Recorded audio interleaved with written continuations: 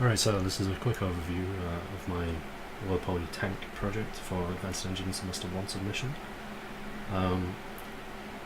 As I don't have any UI in place for swapping between the tank classes, I'm going to have to be using the project maps and mods project settings menu. This is unavoidable, unfortunately. I did begin to put the code in, but time-wise didn't have enough time in place to actually go through learning how to manage this without using the level blueprint or the game mode. So pressing play puts you right into the game as the white tank currently. You have your basic weapon and an ability, health and your ammo all on the screen. Pretty much all of it is pulled through weapon structs within the tank and within the inventory itself, and within the weapons, of course. So weapons wise, there is the basic weapon which fires standard projectiles, average damage, standard cooldown, and quite a lot of ammo since it's the basic weapon. There would obviously be ammo drops, which currently operate in the way of just picking up the weapon you already own. You can pick up a weapon even if it's not equipped, but it's in your inventory. So, for example, if I pick up a laser cannon which has 15 rounds, and fire it once, it's now ammo 14, so swap back to the primary cannon. I can now drive back over the laser and swap, and I'll have 15 rounds again. The laser weapon is a hit scan weapon, so hits whatever you're aiming at within a certain range. There's a rapid fire variant of the original base weapon, so it just shoots quicker. Great variant of that, which has 2 barrels, so it's fast, but same amount of damage, same amount of ammo. A wob weapon, which is an area of effect weapon.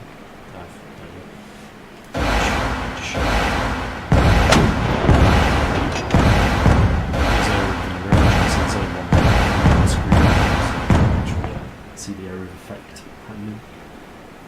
But it does impact with the damage radial fall off, as you would expect from an area of effect weapon. And then the final weapon, which is the most complex out of all of them in terms of coding, is the surface-to-surface missile pod. We have 8 rounds. It's quite a powerful weapon. It fires homing missiles based on a line trace. The line trace is visible. And there you go. So it fires, for every successful line trace hitting an enemy, it will fire a missile towards that location. Obviously, if enemies were moving, it would still home to them as it tracks them as a hit component. If you only hit 2 successful shots, it will only fire twice, but it doesn't mean that you have the same length of cooldown for if you fire 2 missiles compared to 4. So abilities wise, I'll just quickly go back out and back in so the tank respawns. The light tank has a phase shift ability that can't be hit by enemies, as for certain objects. It's exactly the same the rounds. The lines set up for enemies is if you're within a certain range, it shows you the enemy health bar. And then, if you get closer still, it'll start tracking the location and fire. If the player dies, this is its next time.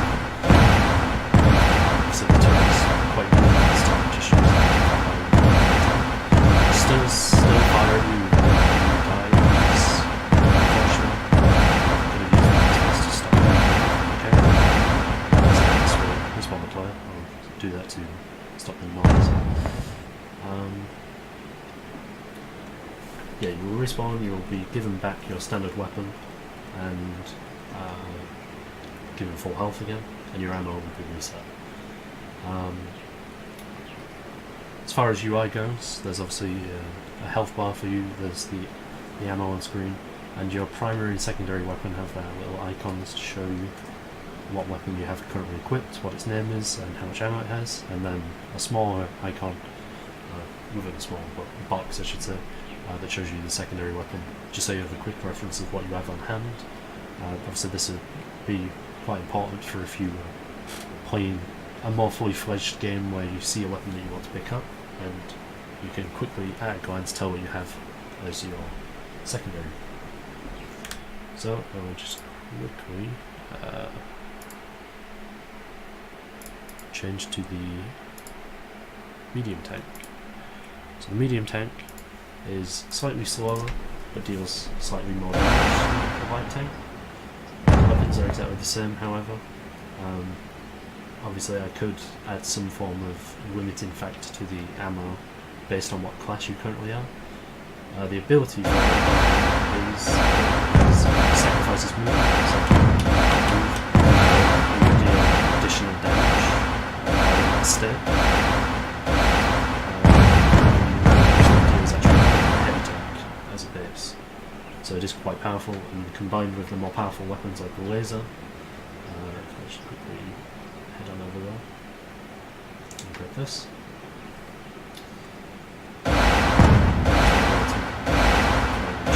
Cooldowns are so some collision in terms of terrain, obviously.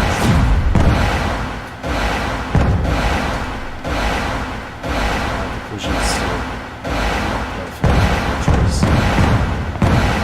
you obviously hit terrain there as well. But the ability still stands, so you deal more damage, but you can't move while you're in the ability.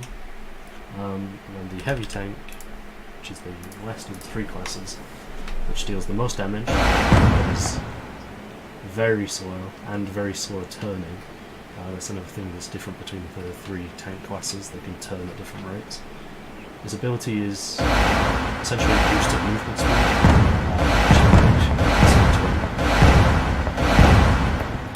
Again, there's no UI animations in place, so it's hard to tell when the ability is ready or not. Obviously the window is quite large, and the radius of the tank is quite large as well. Enemy turret, sorry. Which does obviously mean that it is constantly firing at me even when it's hitting walls. Obviously it's not true AI, it's basically just finding the collided actor and turning towards it and then just firing every 2 seconds. Obviously with increased damage that can be reduced, and by increasing the travel speed of the projectiles it would mitigate the problem of being able to outpace the rockets. So quickly going through the assignment brief for this. Just scroll down. So tank spawns, controls and general functionality. 3 classes, 3 tanks. Each deals more damage as it becomes heavier. 3 different abilities, different amounts of health, different movement speed and rotation speed. Obviously the turrets have their own independent movement of the tanks, so the rotation of the turret is not affected by the classes of the tank as it should be. Weapons wise, 6 weapons. 1 is essentially just an upgraded version of the other, however. Inventory, you can hold 2 weapons at once. You can cycle between them using the bumpers on the Xbox controller. And it stores the ammunition for both. You can drop weapons, which the UI didn't handle too well. It still shows your secondary weapon as if you had just cycled between weapons, as it's set up to. The AI is just linked with the cycling, and dropping a weapon will cause you to cycle up so that you return to your other weapon, which is the base weapon which you can't swap. If you do have a weapon, however, and you want to pick up a different one, as can be seen there by a quick print string, as there's no UI available for it, if you press Y when passing through the collision sphere in place on the weapon base, you will pick up that weapon instead, and then just equipping the weapon. So the HUD is obviously quite basic. It just displays your ammo, your weapons, your ability with a little icon but no animation to signify when it's running out, and the current health of the tank. There are no managers in place, unfortunately. I began to look into using these for objectives, but then realised how little time I had remaining and focused more on having enemies and some actual UI in-game rather than just as assets within the engine. Obviously a manager could have been used for a scoring system. Killing so many tanks upgrades your weapons or increases your damage and your movement speed. or unlocks more parts of the map by casting to them or by using interfaces.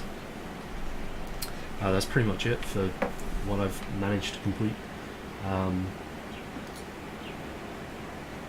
did have additional ideas for weapons, additional ideas for enemies, for objectives, things like destroying buildings to score points.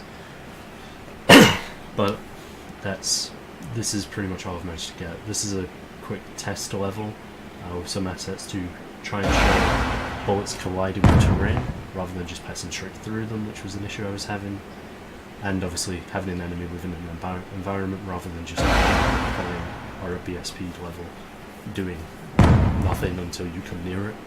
It's sort of functioning to defend where it currently is. So yeah, that's about it. Everything that I've managed to do for my Advanced Games project. And that's it.